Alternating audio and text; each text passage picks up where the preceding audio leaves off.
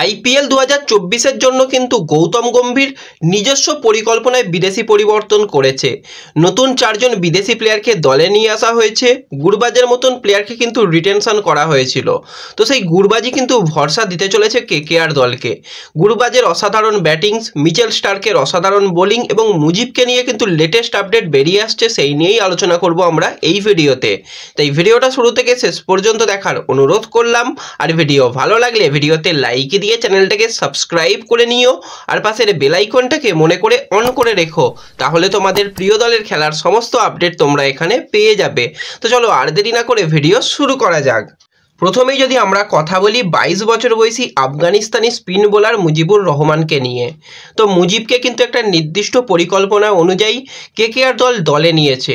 গৌতম গম্ভীর শুধু কিন্তু প্লেয়ারকে নেয়নি, তার নির্দিষ্ট কোনো কারণ আছে এবং মুজিবকে নিয়ে একটা নির্দিষ্ট পরিকল্পনা আছে যে নারায়ণের পরিবর্তে কিন্তু মুজিবকে খেলানোর একটা সম্ভাবনা থাকবে এবং কোনো ম্যাচে যদি ডবল স্পিনারও খেলিয়ে দেওয়া হয় অবাক হব না, সেরকম একটা পরিকল্পনা করতে চায় কিন্তু গৌতম গম্ভীর। আর মুজিবও কিন্তু যথেষ্ট ভালো ভরসা দিত কেকেআর দলকে। কিন্তু এনওসি সংক্রান্ত একটা বিষয় তোমরা সকলেই জানো, আফগানিস্তানি ক্রিকেট বোর্ড তারা জানিয়ে দিয়েছে যে 3 জন প্লেয়ারকে এনওসি দেওয়া হবে না। এবার দেখো বেশ কিছু জায়গা থেকে এটা দাবি করা হচ্ছে মুজিবদের যে এই যে এনওসি সংক্রান্ত বিষয়, সেটা কিন্তু আইপিএলের আগে ঠিক হয়ে যাওয়ার একটা সম্ভাবনা রয়েছে। তারা তাদের বোর্ডের কাছে রিকোয়েস্ট করেছে যাতে এনওসি তারা পায়।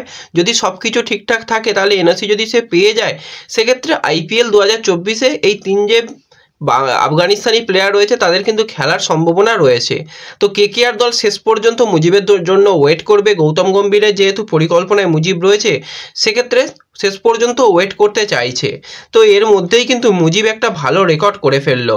টি20 ক্যারিয়ারে কিন্তু একটা নতুন রেকর্ড তৈরি করে ফেললো মুজিব। মাত্র 233টা ইনিংসে কিন্তু 250 উইকেট নিয়ে নিল এবং ইকোনমি জানো তোমরা কতটাই কম, 6.72-এর ইকোনমিতে কিন্তু 251 উইকেট মুজিবের খাতায় রয়েছে। কেকেআর দলের হয়ে যদি বছরে সে সার্ভিসটা দিতে পারে কতটা বিধ্বংসী হয়ে উঠবে তোমরা বুঝতেই পারছো। তো দেখা যাক শেষ পর্যন্ত মুজিবকে নিয়ে কি লেটেস্ট আপডেট পরবর্তী সময় বেরিয়ে আসে। যা আপডেটই বেরিয়ে আসবে তোমাদের কিন্তু অবশ্যই শেয়ার করে নেব। তো একটা রিসেন্ট কিন্তু টুইটারে একটা জিনিস খুবই ভাইরাল হচ্ছে। গৌতম গম্ভীরকে একজন জিজ্ঞাসা করেছিল যে কলকাতার কোন খাবারকে সে সবথেকে বেশি ভালোবাসে। সেক্ষেত্রে গৌতম গম্ভীর সেখানে তার টুইটারে রিপ্লাই করেছে সে কিন্তু বেশি পছন্দ করে ফুচকা এবং রসগোল্লা। তো এই দুটো জিনিসকে খুবই পছন্দ করে। তো গৌতম গম্ভীর কিন্তু এই জিনিসটাকেই উল্লেখ করেছে।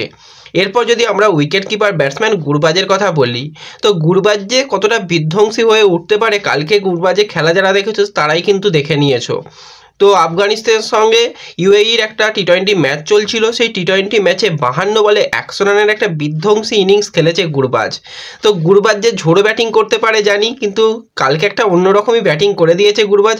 অসাধারণ ব্যাটিং করেছে। টি20 ক্যারিয়ারে 100 রানটাও কমপ্লিট করে ফেলেছে এবং কেকেআর দল খুবই খুশি হয়েছে এবং সেটা সোশ্যাল মিডিয়াতে তারা শেয়ারও করেছে। এর সাথে মিচেল স্টার্ক, তাকে নিয়েও কিন্তু নির্দিষ্ট পরিকল্পনা রয়েছে, সেই কারণেই কিন্তু এত বেশি খরচা করা হয়েছে।